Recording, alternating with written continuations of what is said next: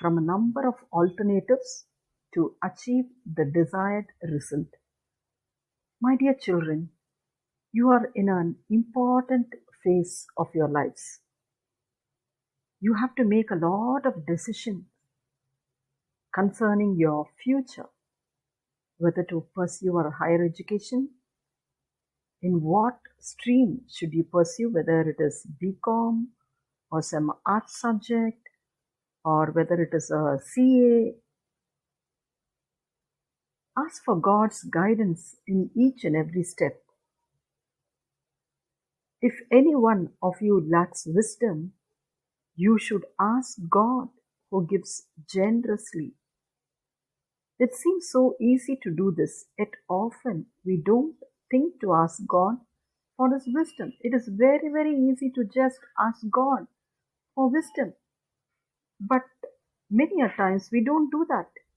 In many situations, we act out of ignorance and face serious consequences for our actions.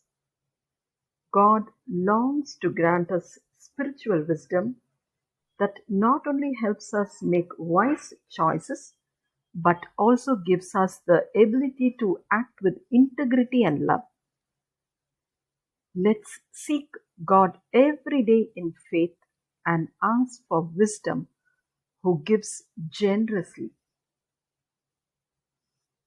A good day. God bless you.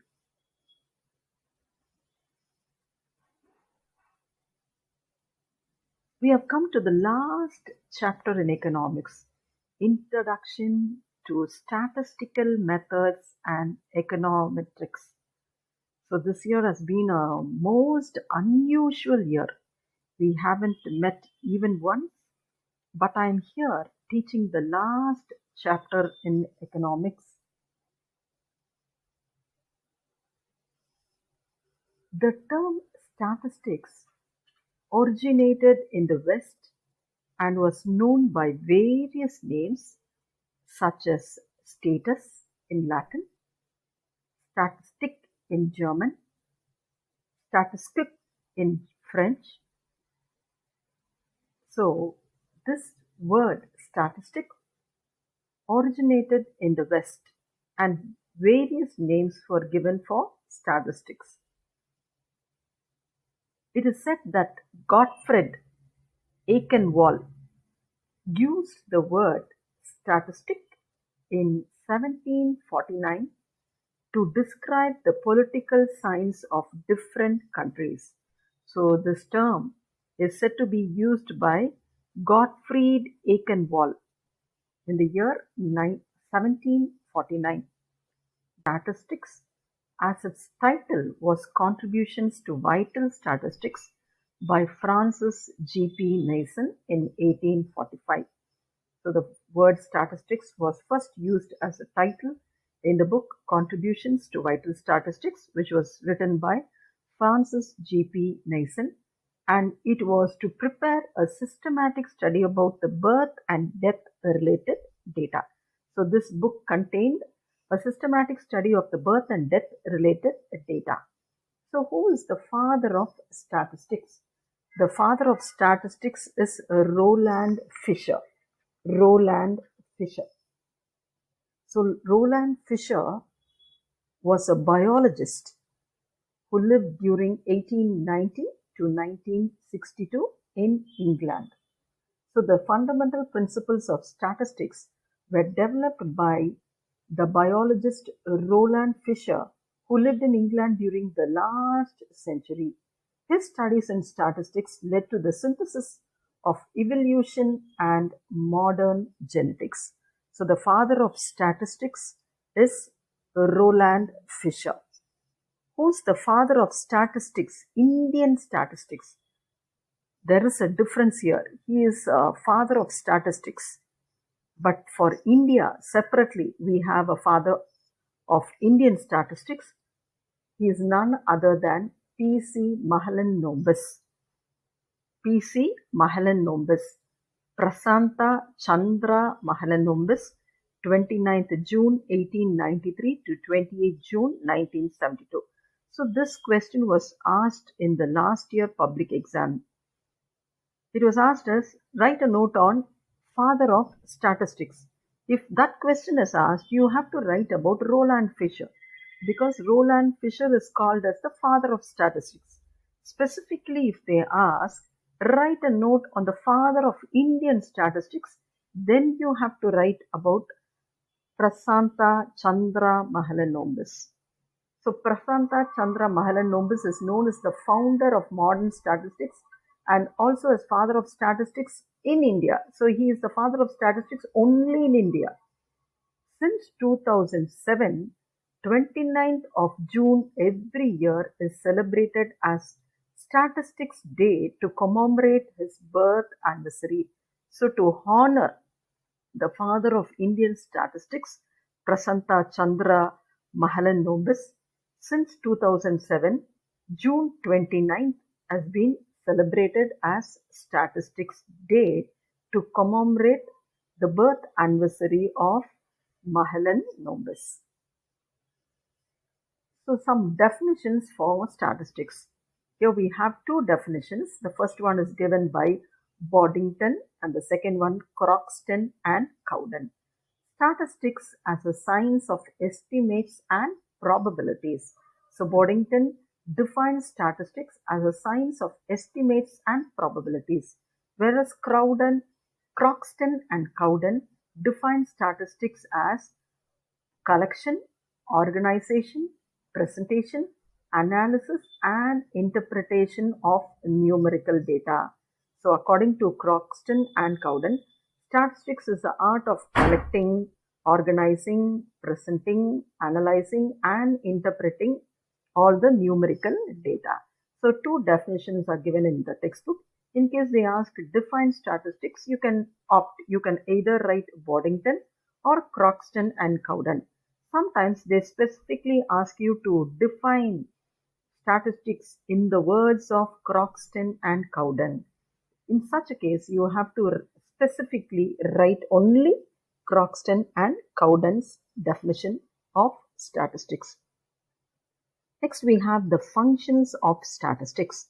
Statistics presents facts in a definite form. It gives all the facts in a definite forms.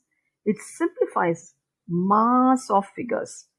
It simplifies, suppose if you say the population of India, it is in crores, but it simplifies the mass of figures and says 138 crore.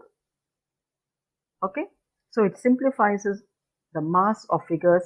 It facilitates comparison. It helps us to compare the population of India and USA, the population of India and UK.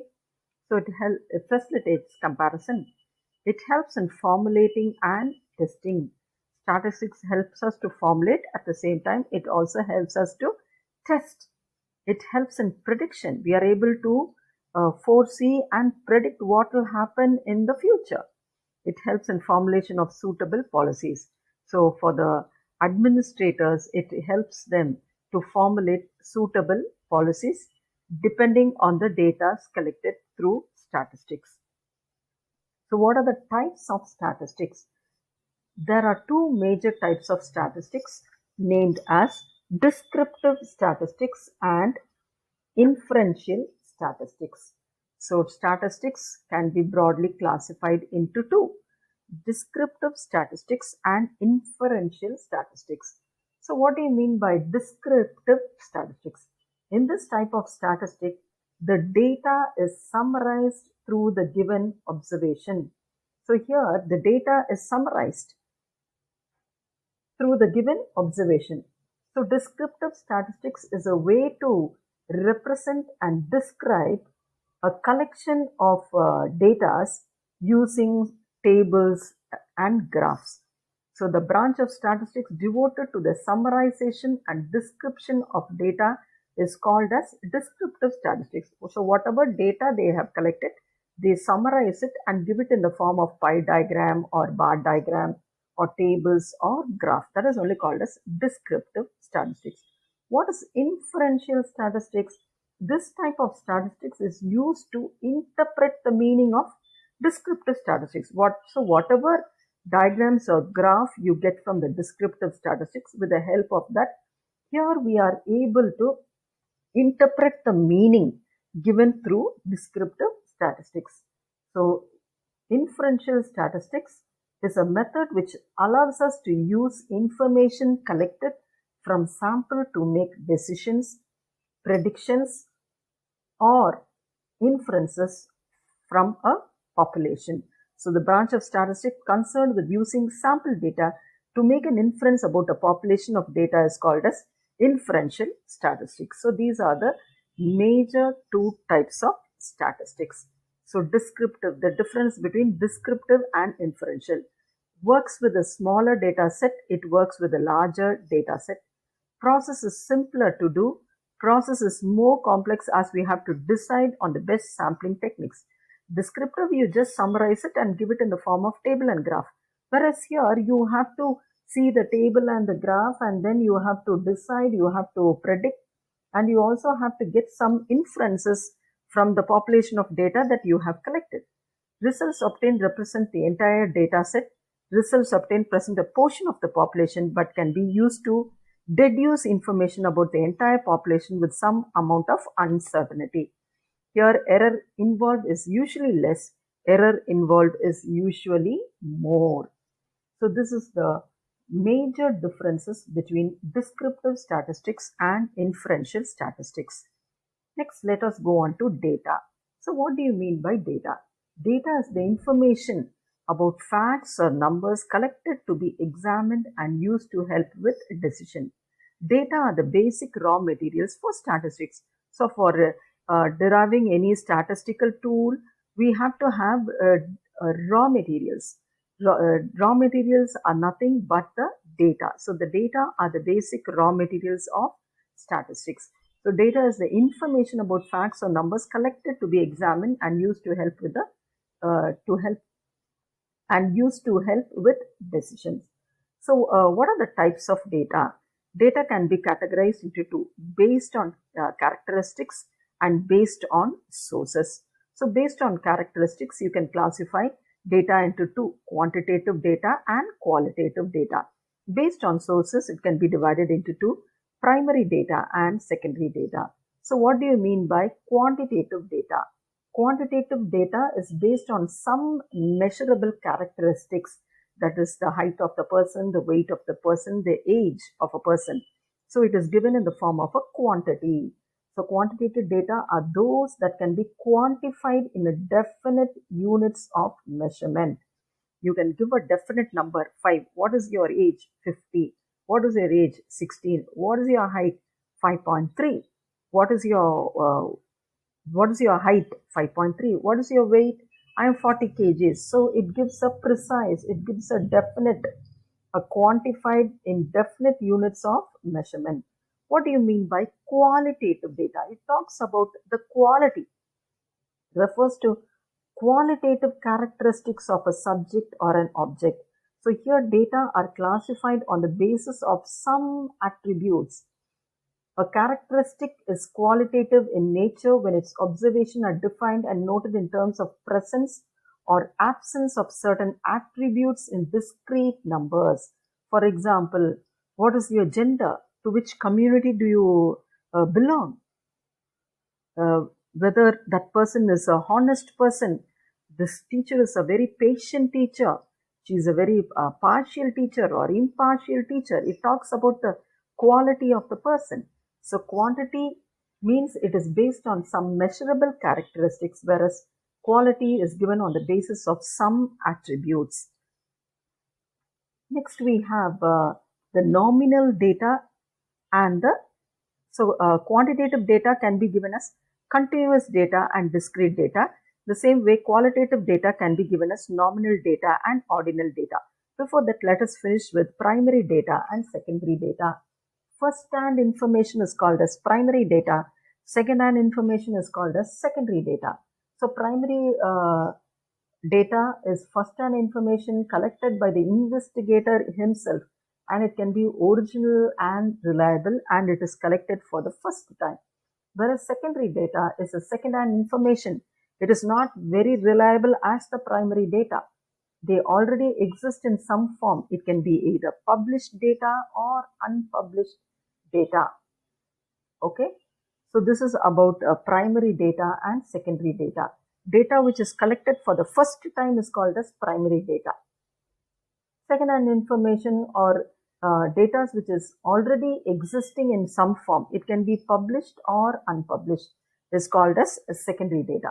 So for example, if you taking a person's address from a telephone directory, then it is called as a secondary data. It can't be reliable. Sometimes the person must have changed the address, but the telephone directory would have been printed 10 years or 5 years back. So you will get the details of a person before 5 years only. The present address you will not be able to extract from the telephone directory. So such data are called as secondary data. Next we have continuous. Quantitative data can be given as continuous data and discrete data. What do you mean by continuous data? It involves complex numbers that are measured across a specific time interval. Complex numbers means continuous. Suppose if I say I want to categorize the children who weigh from 50 kgs to 60 kgs. So the child who is 51 kg, 52 kg, 53, they all come into this particular interval time period. So that is only called as continuous data. Involves complex numbers that are measured across a specific time interval. Those numbers which take all possible values. Example, the height and weight of a person. What do you mean by discrete data? It revolves around concrete numbers that are determined by counting exact value. In discrete data, you will have the exact value.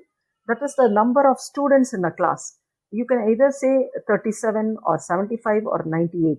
You cannot say the strength of my class is 98.3. It cannot be like that. Discrete data will have a revolves around a round number or a concrete number. It cannot be a fraction or it cannot be a decimal. Such data is called as a discrete data. Next is nominal data and ordinal data. So qualitative data can be given as nominal data and ordinal data. Nominal data are the outcome of classification into two or more categories of items or units comprising a sample or a population according to some quality characteristics can be given as nominal data. Nominal data is, suppose if a question has two answers. For example, what is your sex? It can either be male or it can be female. Or sometimes you will ask the type of workers, whether they are skilled, whether they are semi-skilled or they are unskilled. Okay, these are examples for nominal data. Suppose if I ask about someone's qualification, they will say I have studied till higher secondary, or they might say I am an undergraduate or a postgraduate or a doctorate. Such data fit inside the nominal data. That is, the outcome of classification will be in two or more categories of items. They can be categorized into this nominal data. Ordinal data can also be called as rank data. Here, ranks are assigned. For example, number of students in a class who take the midterm test. After they finish the test, ranking is given. That is only called as ordinal data. Assigning ranks to specify the order in terms of integers. So out of the 40 children in a class, you can just rank them. Who has got the first, second, third, fourth, fifth, like that till 40 you can go on. So ranks may be assigned according to the level of performance in a test. So this is about data, classification of data. So first I said what is a data? Data based on characteristic, data based on sources. Based on characteristic, data can be classified into quantitative data and qualitative data. Quantitative data, it is continuous data and discrete data. Qualitative, you have the nominal data and the ordinal data. Based on the sources, it can be divided as primary data and secondary data.